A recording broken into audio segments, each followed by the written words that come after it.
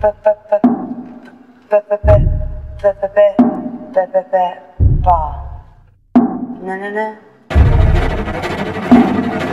you live alone? Yes. You think I'm pretty? I think you're gorgeous.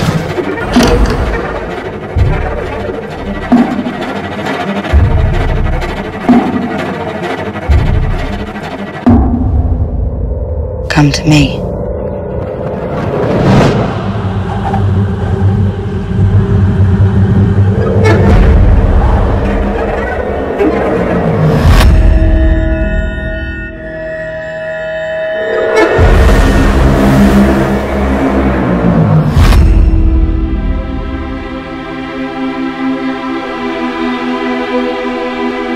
When was the last time you touched someone?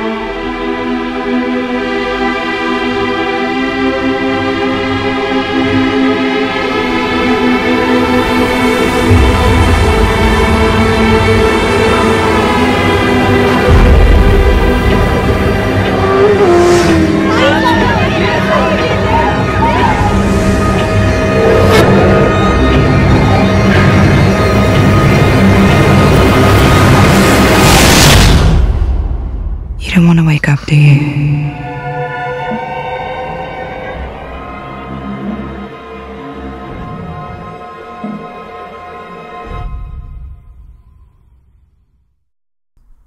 Under the Skin is a film that has widely split its audience. Some are claiming it to be a masterpiece, others a train wreck, its year's worst film. It's fairly obvious why people are giving a film like this so much love, but not so obvious why people are hating on it. Many are claiming it to be boring, shallow, and nothing under the surface. The main complaint I hear is that people call this film pretentious. The common trait is that if someone doesn't quite understand a film that is very well directed and lacks dialogue, it's immediately classed as pretentious. And many are claiming that the people that love it only love it because it makes them feel intelligent for 2 hours. No, no, no. If you're one of these people, you are simply ignoring the film. And lots of critique the people that love the film for saying to the people that hate it, oh, you just don't understand it. And they get really up in arms about this. Well, quite honestly, most of the people that get offended by this are the type of people that want every piece of film that they watch to be spoon-fed. Kubrick once said that he never wanted his films to have an exact reason for what they are about and what they mean. He wanted people to have their own interpretations. And that's half the problem with showing Under the Skin to the mainstream moviegoers. They have to think, and people don't like that. People before the film's even released were claiming that it was pretentious and hating on it. And, you know, that just speaks the words. You know, if you go into a film thinking you're not going to like it, thinking it's pretentious, thinking it loves itself, you're not going to like it. Why? Because you didn't go in with an open mind. I went in with an open mind and I absolutely adored this film. And not because I like feeling intelligent for 2 hours, but because I love visual storytelling, breathtaking musical scores, incredible atmosphere, thought-provoking ideas about the human condition and what it means to be a human being. Now, Under the Skin had a very interesting production, a film that took director Jonathan Glazer 10 years to make, and one of the early drafts of the scripts includes a Scottish married couple who are revealed to be aliens in disguise. Brad Pitt was then cast as one part of the couple. It's a film that was analysed through and through by Glazer, making each frame of the film something to be admired, especially from a visual point of view.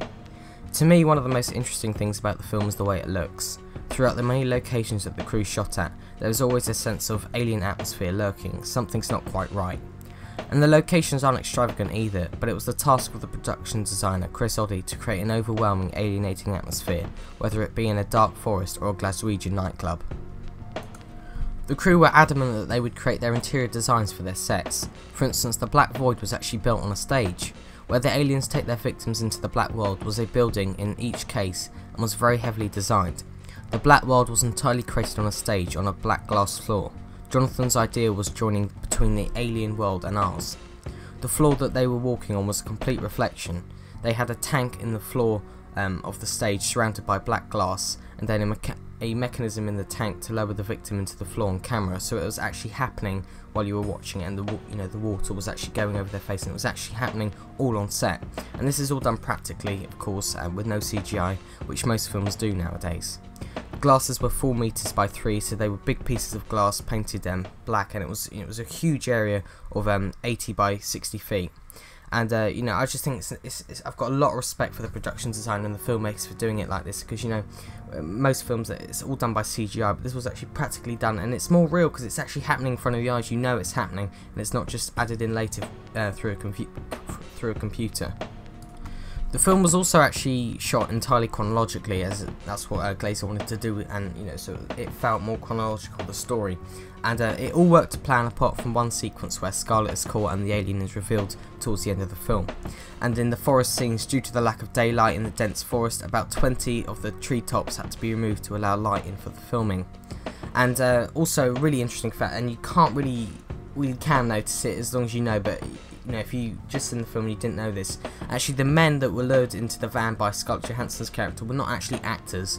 Jonathan Glazer had hidden cameras installed into the van and only informed the men afterwards that they were in a movie. Many people had problems with this because, you know, it's not actors, but to me it created a very real and genuine reaction.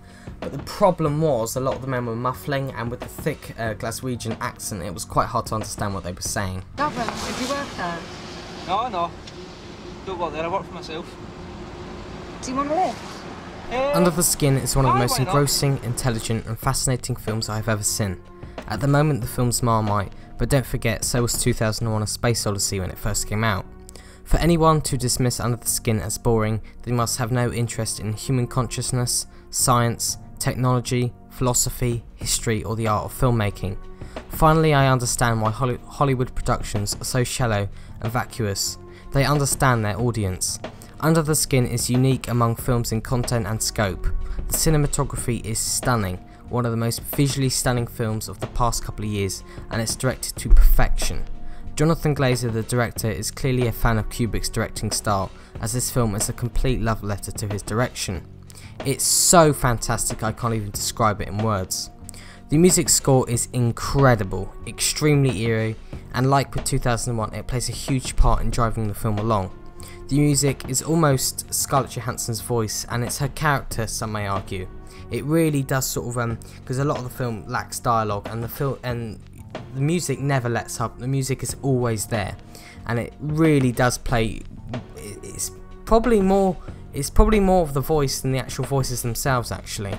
In my opinion, music can make and break a film, and I think it's definitely made this film something of a masterpiece. And I don't like to use that word very often, but Jonathan Glazer's Under the Skin is art in the highest sense, like Leonardo da Vinci's Mona Lisa or Vincent van Gogh's The Starry Night. The film requires you to watch it in a different way than you would normally watch films, which is probably the standout reason why it didn't go down very well with mainstream audiences. It requires you to experience strange and beautiful images without feeling guilty that there is no complex plot or detailed characterization. Don't get me wrong, plots and characters are good, but they're not the be-all and end-all of everything. There are different kinds of films, and to enjoy Under the Skin you must tune your brain to a different wavelength and succumb to the pleasure of beauty, pure beauty, the vast, unknown and alien perspective, unfettered by the banal conventions of everyday films. Under the Skin is an absolutely unique movie experience, and those who claim it to be pretentious and full of itself are truly missing out. Under the Skin is an incredible picture.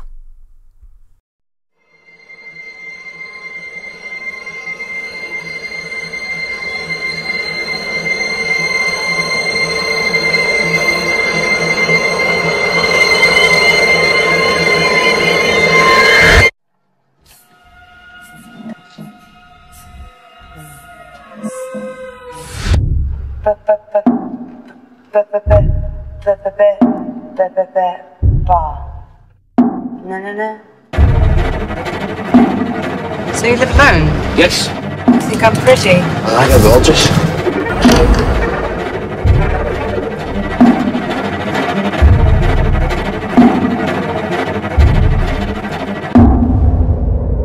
Come to me.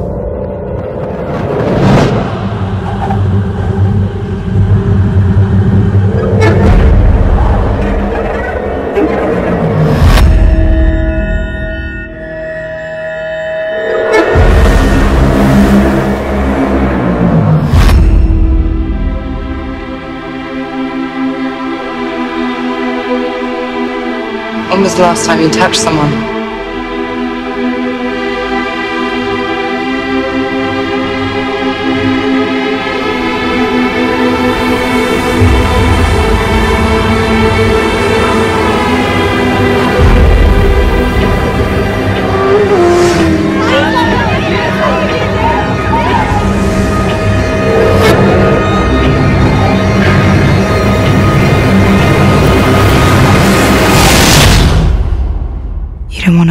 Do you?